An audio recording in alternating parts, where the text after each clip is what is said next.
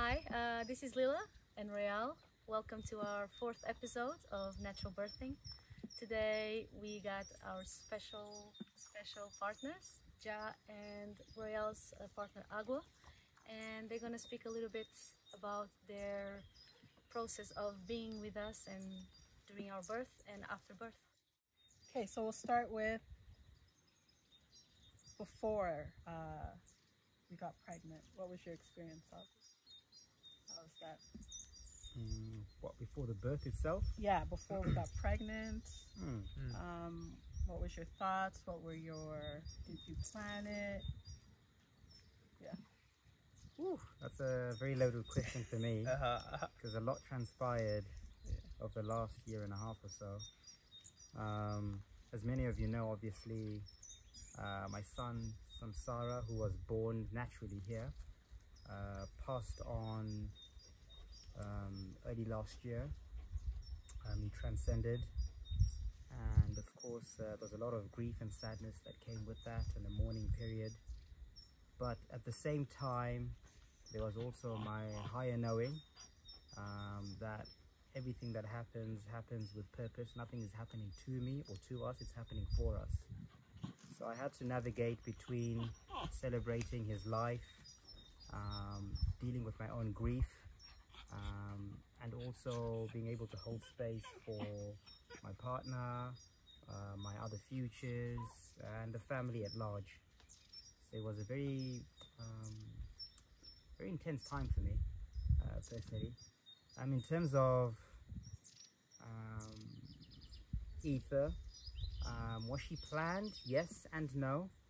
A big part of me always knew that Samsara's passing was a portal or a doorway that would open up spaces for something new to come through. So I've always known that death is only just a portal for rebirth. So myself and Royal did talk about futures when we got together. We discussed what that would look like and how we'd want that to play out. And at the time, I won't say we weren't trying, but we were not trying. We were just putting everything in trust of the universe, and yeah, Ether was conceived March last year, and it was a very magical experience. There are a lot of supernatural things that happened as well during that process, which maybe I'll share another day. But it was a very special moment, and I knew, I think, instantly. Yeah, you did. I remember telling you. Yeah, so how I found out I was pregnant was through Agua. It was one evening, I think in the middle of the night. Agua wakes me up and says, "Royale, you're pregnant." And I was like, huh? I was like half asleep. And he's like, "Yeah, Spirit told me you're pregnant. And if you're not pregnant now, you will be on June 21st. But I'm pretty sure you're pregnant." And I just looked at him, and I think I went back to sleep. So that's how I found out I was pregnant. And then we officially found out, obviously, through a test. But yeah. And just to put context, it's also because you weren't able to get pregnant before that, right? You weren't. I know you were with someone else before that, and you had tried before, and you didn't really. We weren't trying, but I just never got pregnant. So yeah. Yeah. I wouldn't say we were trying. Similar thing, just living life, and yeah, no babies. Yeah, that was the before for us. All right. And what day did you announce that you were pregnant? On June 21st, the ceremony day of Lila and Ja. And on my Earth Day. And on her Earth Day. Wow. Yeah. So lots of synchronicities in these two beautiful girls' lives and journeys. Ja, so how was your before? Ooh, Same very question, intense. was it planned? Oh yeah, very intense. So I knew that having futures is a big part of building a nation, and for me,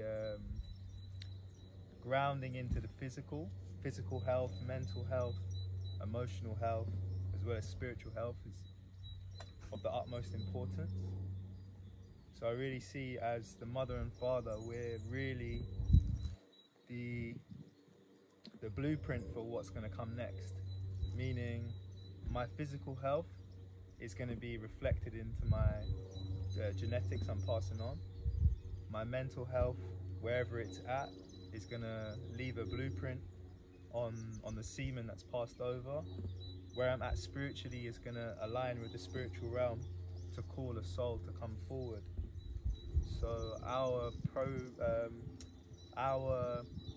pre-pregnancy was very intense, and there was a couple of months where we were really trying.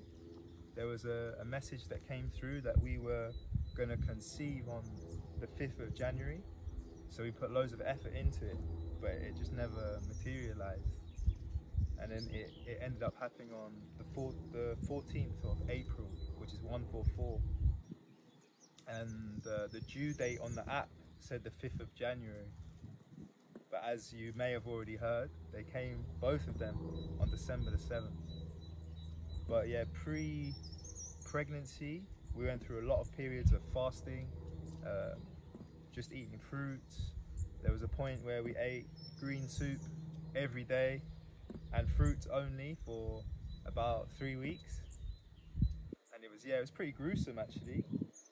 Lots of shadow work. We realized that in order to bring forth a being that's worthy of coming to Pineal and paving the way for New Earth, we have to upgrade ourselves drastically. So the only way to do that really was through the processes we went through. 2 hours of meditation a day, fasting, eating well, writing things down, affirming them, keeping our mind in a good space, being very close together. But yeah, it was very intense. There was even a point where we were both like willing to give up. It was that intense. It was like, if it's going to be like this, I don't know how much longer I can go for. And that was the point that we'd actually made it. Leela was pregnant, and it just really gave confirmation that we were on the right track. And yeah, that's mainly it. You said you conceived on April 14th? Yeah. So that's 4:14, and Ether was born at 4:14 a.m. So I didn't realize that until now, but that's another synchronicity. Yeah. Do you have anything to add, Leila? No. It's peak, No. right? Thanks. Pre-pregnancy was... Yeah, it was intense, peak. but when I look back, it was also very beautiful. If I can give my perspective, it's I was growing from being a single woman to a mother, which me having 37 carries a lot, because I was doing a lot of work into starting to be on that space as a mother. But it really, as my belly was growing, so the space was growing as well. So yeah, it was very beautiful and almost seamless in a way physically, because as Ja mentioned, we are doing a lot of fasting. We are doing exercise, so the levity was high level as well as the exercise. So I was rarely tired in a way that my belly wouldn't weigh so much. It was just the physical tiredness of the end of the day, and as long as I had a good night rest, the next day I was ready again. So yeah, it was intense and beautiful at the same time. Amazing. So let's talk about during the pregnancy, so we explained last episode or the episode before how it was for us as women carrying our futures. How was it for you, Agua, as the masculine energy? Yeah, it was, well, I've already had 3 futures, so I'm a bit of an experienced dad in that way, but obviously all of them very different. First 2 boys, Kandai and Farai, were born in the Matrix, born in the hospital, the standard copy and paste model. And then of course Samsara was born here naturally, so he was my first experience at going through a natural pregnancy, so to speak. But this time was a little bit different as well, because I was going through sort of like an awakening. There was a lot of things that were shifting within me, spiritually, even physically, mentally. I was going through a lot of transformative phases, a lot of shadow work that I was having to deal with. At the same time, holding space for Royale, as it was her first time, obviously, going through a pregnancy. So it was an interesting space for me to navigate. I was also in seclusion at the time. Myself and Royale had moved to Verde, and I had secluded myself from the community so I could heal and grow and recalibrate and find myself. So yeah, it was very interesting. In terms of holding space, you know, just from my own experience, I've now learned that less is more. So I was very much in trust of Royale's intuition. I was very much in trust of the process itself, without trying to interfere too much with just letting it and allowing it to be, and just being present. So we spent a lot of time just being present, having conversations. We had to obviously adjust a little bit, especially with our diet, but we were doing that naturally because I was fasting a lot at the time. So you were naturally joining me in my fasts, and you lost a lot of weight. Yeah, it was during the summer as well. Yeah. So it was when there was lots of good fruits, lots of seasonal fruits like watermelons, cherries, like we spoke about last episode. What was up? Pears, oranges, melons. Green, yellow. So we had these girls at an amazing time where it was so easy to just eat really well. Yeah, so that was the during for me. Yeah, I just sort of, I was in the moment and enjoying the moment, and not overthinking or over planning, or yeah, just holding space and being present, right? Yeah, Yeah, that was me. nice. How was it for you, John? Militant. I love the opposite spectrum. Militant, yeah. It was beautiful, but it was militant, you know. I really feel that, especially both Lila and I know we both enjoyed socializing, partying, this kind of stuff. So, not to say that I was the worst of the worst, but I had some time. I had to do things to reverse the enjoyments I'd had previously in life. So there was a lot of clearing before, and there was even clearing in the early stages of the pregnancy. You know, we both had to really work hard, especially what's happening in the world. Like the general consciousness is going into depopulation. So when you have all these energies happening, I just knew within myself and within ourselves, we knew we had to go above and beyond to really have a healthy baby, especially with you know, the reminder of what happened here already. It was like a big boost to be like, take this very seriously. So for us, we went through the fastings before pregnancy. During pregnancy, we were having grape juice every day. We were exercising every day. Lila was meditating 2 hours a day, you know, remaining very centered and very still. I was doing 1 hour at the time. And it was very much a case of, yeah, just keeping things as peaceful as possible. But definitely a big routine, you know. I know you had the routine of, you know, get up at 4 a.m, meditation 4:30 to 5:30. Then at 8:30 we were exercising. Then having a grape juice every day. You know, it was militant. When I say militant, I don't mean, but it was, you know, it was intense, very structured, you know. And then I really felt that by the time you were like 8 months, you barely even looked like, you didn't even really look pregnant till the end, as far as I was concerned. You wouldn't have like known. And then even afterwards, you're like, no stretch marks, no nothing. It was just like really confirmation that the more you put in, and the more that you focus, and the more that you give yourself mainly time, not everyone's going to be so militant, but just really honouring the pregnancy. I really felt that you did that, and it just filled me with a lot of confidence, really, to know that, okay, you're taking this seriously. I don't think you ate bread for like 2 months or something as well. Yes, yes, it was the longest.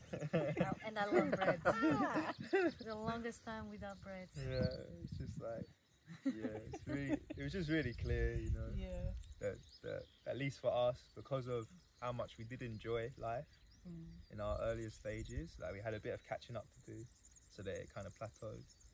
And yeah, the evidence is really clear for us.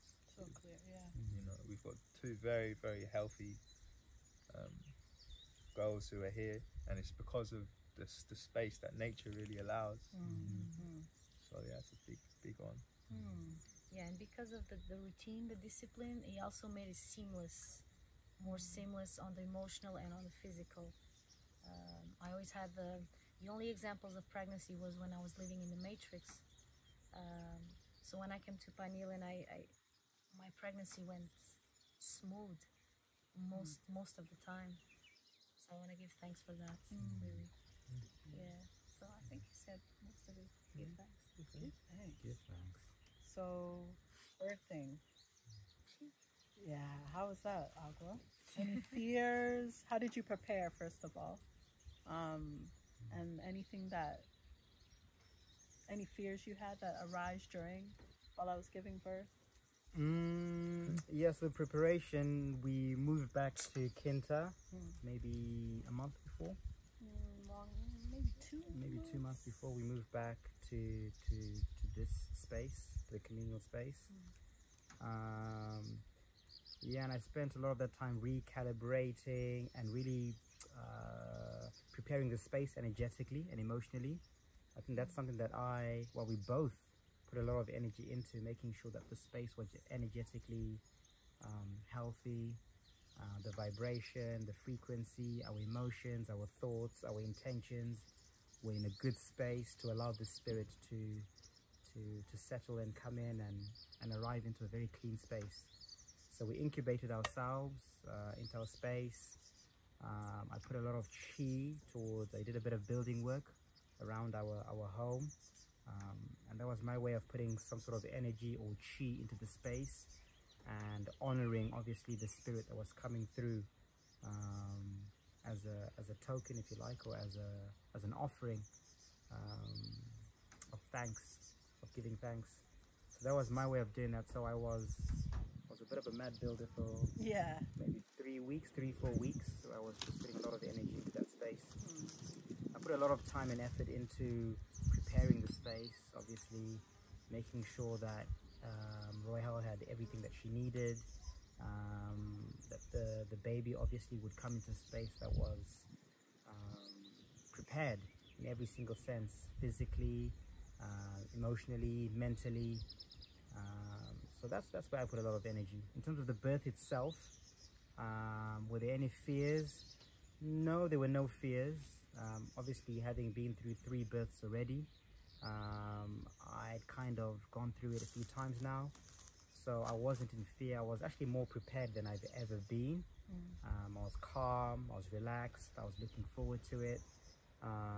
We also had good space held for us by Mama Imuna. She was our doula. Obviously, very experienced mom. She's raised 2 futures, one of which is here, Utatu, and a son who's in Ireland. So she's very experienced. So she held space for us. She held space mainly for Rael, really. So by the time the birth itself came, it was a beautiful moment, really. It came very naturally. Remember the rising when your pain started coming on, and I knew straight away that, okay, you're going into labor now. It's about 10 a.m. and we just played some beautiful soothing music throughout the day. We relaxed, we had conversations, held space, and then obviously as the day progressed and things progressed, the ambience, the setting, everything had been prepared. So it just flowed really smoothly, really seamlessly. We were joking in between, laughing, playing good music. I was eating, just feasting. I wanted to have a festival feel with the birth itself. least. Yeah, that's what we did. When ether started to come through, yeah, it was interesting. I mean, we started off in the birthing pool. Yeah. I held space. I got some tips from Jar. Those of you know Jar is very scientific about things. So Jar had been coaching me on some things you could be doing, rubbing her nipples and all sorts of things that I thought were very strange. But I thought I'm very open-minded, you know, being sensual. So I was doing all of those things and He was actually. yeah, holding that space. So it was interesting. It was different for me, and yeah, and it worked. It was a good experience. Yeah, it was. Right? It was really good experience. And when Ether came through and she was born, she came through, and yeah, it was just a magical moment that I'll never ever forget. The whole experience was just yeah, a beautiful experience. Anything stick out to you? Anything stick out for me? Or that you'll remember? Yes, actually, there was a moment of fear. I'll actually say yes. So she was, Royale was in the birthing pool, and she started crowning, and we thought, well, Imuna and I were like, well, it looks like the baby is not far off. Her dilation is quite big now. She should be maybe half an hour max. Fast forward like an hour and a half later, she was still pushing. Bearing in mind you had been in labor for what, nearly, I don't know how many hours, 14 maybe. Anyway, long time. Yeah. And you started to get tired. Yeah. And I was just like, no, you're nearly there. Just keep pushing. You're nearly there. And she was like, no, I'm tired. I can't do this anymore. I just need to sleep. And the moment, No, I said I need to lie down. you need to lie down. And I went into fear and I thought, you can't lie down. You look like you're going to fall asleep. You're in labor. Baby's about to come. So I had a moment of fear of, oh my goodness, what's going on over here? So in the end, Imuna's wisdom kicked in. She says, no, let her lie down, let her come out. I didn't want her to come out. I was like, no, you're not coming out of the birthing pool. You're going to give birth. You're going to be fine. Just keep pushing. Keep pushing.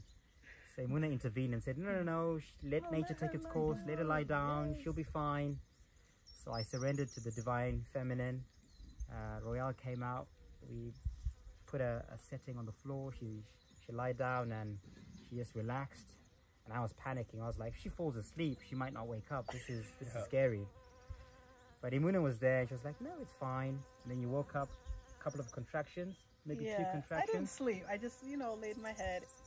Any woman who gives, you cannot sleep through that. Yeah. But I just needed to like lie down. I don't know. I just had the urge to really, I don't know. I just was so tired. Yeah. And so yeah, I just put my head down for a bit, and then I had to get up. Yeah. And then I pushed, and out came Ether. Yeah, it was about the second one, I think, after you had come out. Yeah. And I think Agua checked when I was pushing. Yes. And he saw just lots of hair, and he thought it was actually poo at one. But it was Ether's hair. And yeah, and I pushed again, and out she came. Yeah. And she just came out, and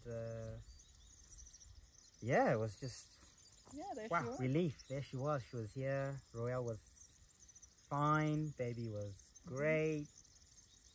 Again, no tears, no stretch marks, nothing serious. Everything was just smooth and it was beautiful. She came out with a pine cone head, a very long head. Yes. We spooked you out. Yeah, that's what stood out to me is when she came out, she had a very long head. Yes. And Imuna was like, Royale, she's beautiful. And I'm like, her head. Yeah, because you head. glitched. You just stood there, you're looking at her like, is she normal? Is this normal? She's like, no, she's good. So that was like what stood out for me. Yeah. I wasn't so surprised because the boys had similar heads, pinecone heads, so I wasn't too shocked with the pinecone head thing. So when I saw it, I was like, nah, it's normal.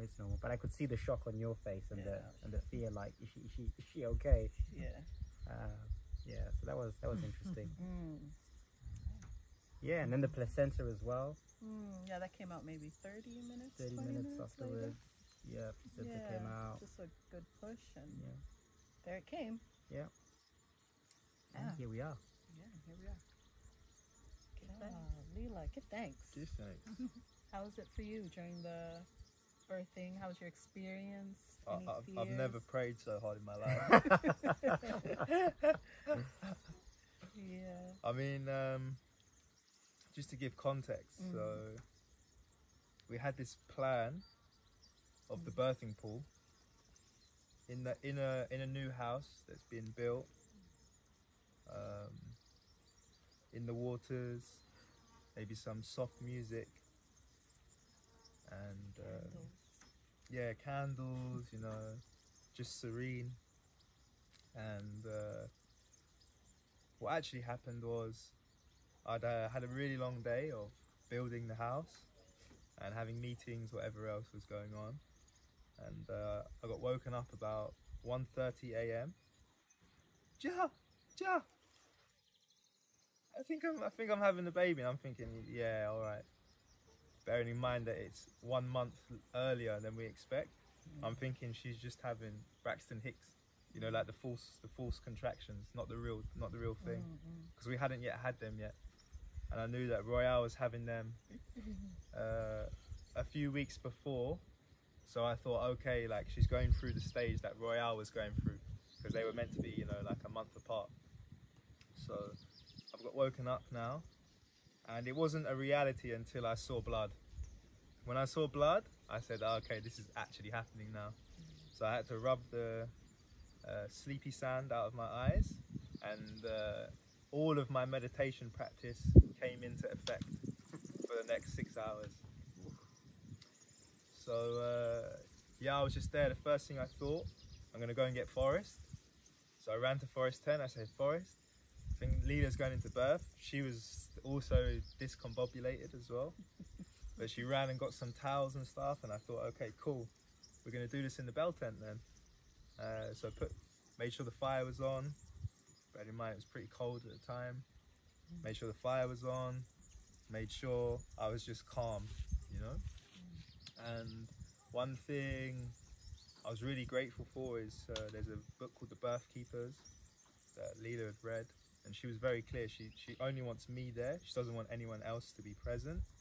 So I honoured and respected that. Bearing in mind I've not even had female genitals, let alone had a baby, but I respected that gnosis. But I'd been studying for quite a few years now. So I follow a page called Sacred Birth Doula, really good page. It is, yeah. I follow other pages which are like doula pages and natural birth pages. So I've seen all the videos of babies coming out, feet first, head first, arm first, upside down, cord wrapped around the neck, cord wrapped around the body. Like, I'm just like, I need to see all of the potentialities just in case it happens, you know. So the 6 hours that commenced were extremely intense. To watch your partner literally scream every 2 minutes and then calm down and then scream. Yeah, it's pretty intense, you know. But most of the time I just sat in meditation and was just there at hand to serve, you know. So for those who've never experienced, every fluid comes out during birth, every single excretion from every single orifice, it happens. So really it was a real chance to be, it's a real test of love, you know, from my perspective. You get to see everything in its most raw and vulnerable state. And yeah, I really just honoured the process, tried not to interfere too much, but was just there to serve and keep things clean, keep the energy clean. And yeah, after about 4 hours of intense screaming, we got to about 6 a.m, let's say. And yeah, there were moments where I wanted to sleep. I was in meditation, kind of like drifting off. There were just a few moments where it was getting intense, and I just fell to my hands and knees and just like really asked. I just prayed for a healthy baby. That was all I really wanted. I was seeing lots of blood and all this kind of stuff. I was on Google trying to work out what was going on when I saw different stages, you know. And then what's actually funny is, so as Leela's told me she thinks she's giving birth, I've come out of the tent and I can hear Royale actually giving birth. You know, so it's like underneath a full moon. It was just, yeah, really mystical. So come 4 to 4.5 hours, that's when a bit of fear kicked in. more fear of the unknown, you know? It's like, I know a baby's coming, but how long for? How long can Leela scream for? How long can she be in these pains? So as soon as I heard Royale had finished, I was like, I need to get the birthing pool, because that's what we planned, right? So I run like a madman. I'm like, Agua, the birthing pool, have you finished? And he's like, kind of like, what's going on? And he's looking at me like, he's like, is this real? And Moon was like, we should video this. I'm just like, bring me the birthing pool. So managed to get it all in the car, some gas bottles to heat up water to fill it up. Run up to the tent now and started setting everything up. And then by the time the birthing pool was inflated and filled about 10%, I've come outside to put an attachment onto the boiler and I hear Ja! I run inside and there's this gooey alien in her hands with a pointed head, and that was the most scary part for me actually, when I saw the cone head as well. Reason why is because there was like this white and red debris, which was obviously blood and whatever other fluids, and I thought her head had exploded. So I thought I was looking at her brain and I was really upset. I was like, oh no, like, you know, her head's been squished and now a bit of her brain's out. What do we do? What do we tell everyone? But yeah. Oh dear. And then straight away Leela went into, so bearing in mind I'm still in a state of like, well, placenta next. Leela's in euphoria that there's a baby here, totally forgetting that the cord is still attached. There's a placenta to come out, and supposedly it's meant to come out within 30 minutes to an hour, and if it doesn't, it's considered a medical emergency. So I'm not telling Leela that, obviously, but I'm looking at Google, and Google's saying if it's not within an hour, it's problems. So I'm just trying to stay calm, but also still prompt and be like, you know, the placenta. After 2 hours, I'm like, the placenta needs to come out. Like, you need to push the placenta out. And then there was just a moment where, I think it was 3 hours later, I got a message saying, is the placenta out? And then by the time I could respond, it was out. So that was the whole process of that, you know. But yeah, it was just relief, you know. I came outside, the moment I saw Yala was here, I came outside, I just put my hands on top of my head. I had no shirt on. It was like, what was it, like 8 AM? And I just burst into tears, you know. Because it was like so much of keeping composed. By the time she actually came out, I was just like relieved. But also any fears that I was, you know, like holding on to, or anxiety during the process that I was like hiding very well, it just all came out in a big burst of emotion. And then after that, it was just like bliss, you know. Finally, the baby's here. And then what's funny is we talk about like beforehand. So Leela and I had been manifesting a boy called Simba. All this time, the whole community is talking, when Simba comes, you know, you guys and Simba. So 2 hours after the birth, we're there, and we're like, yeah, Simba, so good to meet you. Playing with our hands and everything, and I'm like, yeah, show me his willy. So she goes, lifts up the baby, opens the legs, no penis. So we looked at each other like, so you have to imagine, no scans, none of that. We didn't know the gender. So yeah, it turned out 7th of December, 2 girls under the Gemini full moon, which is the twins. It just made perfect sense. So for me, I was like, gender doesn't matter at the moment. Healthy baby, that's the priority. So yeah, I had to then adjust that. Okay, we have a girl. Wow, what does that mean? Did you guys name her right then when you found out Yala was a girl? We did. We actually only spoke about our name. It was maybe a week or 2 weeks before giving birth. We said, the eventuality we have a girl. What do you think about this name? Yeah, Ja asked me. And before Leela was Leela, it was also a consideration. Yes. It was like Yala, okay, Leela. He asked me, what do you think about Yala? This was maybe 10 days before I gave birth. I said, I really like it because it's the junction of my name and Ja's. So everything was on its right time. And I have to add, during pregnancy, that you were a pillar. I've been meditating for a year, but most of the breathing work went through the window.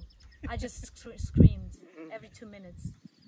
I did remember what I did in meditation, but I was getting up, I was going on my fours, I was squatting. Really, I had in my mind about the breathing, but I said, I couldn't. I just went with my instinct, and I screamed a lot. I never screamed so much in my life. And Ja was always around. He was helping me, making sure the fire was on. So it was a very solid atmosphere. Gave me a lot of confidence, a lot of security, and I give thanks to you for that. Yeah, because I knew I had the instinct of just having you in the tent, which was really what my feelings were saying, and I was right again. So yeah, I felt like I was giving birth as well. Yeah, like because I was feeling the waves of emotions because I was sat in like meditation. I was hearing Leela breathing heavy, and then my automatic self wanted to start breathing heavy, and then I'd had to in my meditation be like, no, deep breathe. Then I would breathe loud so she could hear. So I would go, and then she'd hear me. Rather than interfering and saying, oh, breathe, I would just breathe, and naturally she'd sink back into the breath that I was going into, you know, just to keep everything calm. So yeah, that was a experience for sure. You guys did so well for an unexpected like birthing that and day. first time. Yeah, and first time. Yeah. Both of you being first time. That's that's big. Yeah, and the conditions as well. Really, really beautiful. Yeah. Is there anything we would change or do differently for next time before we wrap up? I also want to say, you know, just both our divine women here, thank you and well done for the space that you held and birthing these beautiful futures into the realm. You know, it was just beautiful to witness and be a part of. And also something else I didn't mention as well, when Royale was giving birth, I couldn't help but laugh when she was screaming because her Canadian politeness kept coming out. She would scream and scream, ah! And then she'd go, I'm sorry, I'm making so much noise. I'm waking everyone up. I'm like, don't worry about everyone, just I did say do your sorry. thing. And she just kept saying sorry. So I couldn't help laugh and just say, you're worrying about making noise. You just need to focus on bringing this future in. So yeah, that was quite funny. But yeah, would we change anything? No, I wouldn't change anything at all. I think everything, I know everything happened exactly as it should, on time. And yeah, there's a really special, at least for myself and Royale with Ether, we already knew it was going to be a girl as well, very similar to Jara and Leela. So we had named already Ether within weeks of finding out that, even before that, right? Before we knew we were going to have a girl. Yeah, even before that. So say when we do get pregnant, it's going to be a girl. She's going to be called Ether. Yeah. So there was already like a really deep bond. Bearing in mind I'd had 3 boys before that. But would I change anything? Absolutely not. I wouldn't change anything. What I would say is, in the future going forward, we will obviously do things, improve on things, on certain things.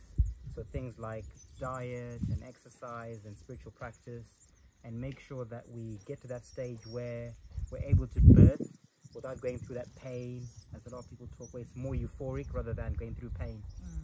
So I think that's the ultimate thing to work at, not towards.